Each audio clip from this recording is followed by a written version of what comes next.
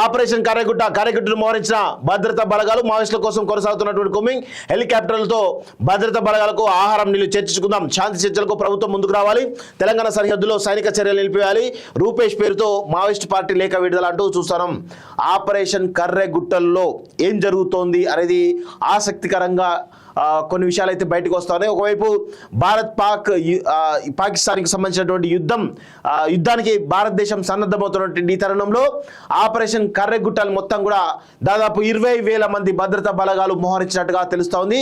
ఆ 20,000 మంది భద్రతా బలగాలు ఏదైతే కర్రెగుట్టలు చాలా పెద్ద గుట్టలు అవి, అది అంత ఈజీగా కాదు. వాస్తవంగా ఏంటంటే ఒకసారి దాని గురించి చూద్దాం. గూగుల్లో ఏమైనా వస్తాయా అనేది చూస్తే తెలుస్తుంది. ఇమేజెస్ ఏమైనా వస్తున్నాయా లేవా అనేది చూస్తే తెలుస్తుంది.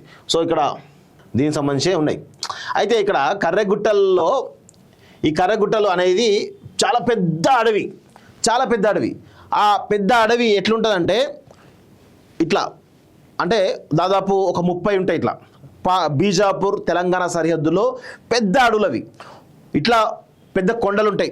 దాని తర్వాత మళ్ళీ దిగిన తర్వాత మళ్ళీ లోయలు ఉంటాయి, మళ్ళీ కొండలు ఉంటాయి.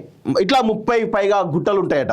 సో ఇది చాలా ప్రమాదకరమైనటువంటి గుట్టలుగా ఈరోజు చెప్తా ఉన్నారు కొంతమంది. అక్కడ మరి ఎక్కడ మావోయిస్టులు దాక్కున్నారో తెలవడం కష్టం. ఒకవేళ కొండ పైన ఉండి గనక మావోయిస్టులు కొండపైన ఉండి కనుక కింద ఉన్నటువంటి భద్రతా బలగాలను నివారించే ప్రయత్నం చేస్తే ఖచ్చితంగా మావోయిస్టులదే పైచేయి అయ్యే అవకాశం ఉంటుంది. ఒకవేళ భద్రతా బలగాలు కనుక కొండపైకి వెళ్ళి కింద మావోయిస్టులు ఉంటే ఖచ్చితంగా భద్రతా బలగాలదే పై చేయటువంటి అవకాశం ఉంటుంది. అదేవిధంగా కింద లోయలు లోపల ఎక్కడ ఉన్నారో కూడా తెలియని పరిస్థితి కనబడతా ఉంది. సో అందుకే హెలికాప్టర్లతో పెద్ద ఎత్తున కూంబింగ్ చేస్తున్నట్టుగా చాలా స్పష్టంగా అర్థమవుతా ఉంది. సో దాని ప్రకారం ఆ హెలికాప్టర్తో కూంబింగ్ చేసినటువంటి క్రమంలో అక్కడ వచ్చినటువంటి కొన్ని విజువల్స్ కావచ్చు, కొన్ని ఆధారాలతోటి భద్రతా బలగాల్ని పంపించే అవకాశం అయితే చాలా స్పష్టంగా కనబడతా ఉంది.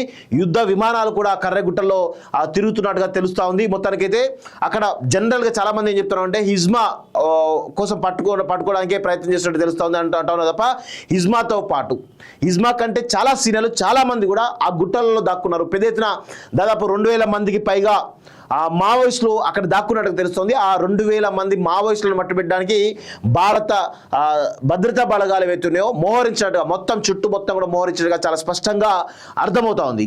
సో ఈ క్రమంలో మావోయిస్టులు చాలా మంది కూడా లొంగిపోతున్న విషయం మనం చూస్తూ ఉన్నాం.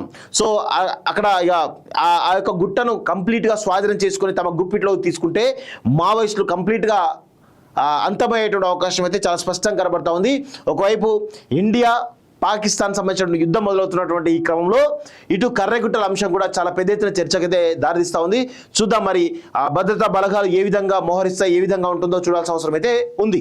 విదేశాల్లో ఉన్నత విద్యను చదువుకోవాలని అనుకుంటున్నారా? అయితే వెంటనే ఫ్లైగ్రాడ్ ఓవర్సీస్ ఎడ్యుకేషన్ కన్సల్టెన్సీని సంప్రదించండి. మీ విదేశీ కలలను సాకారం చేసుకోండి. ఫ్లైగ్రాడ్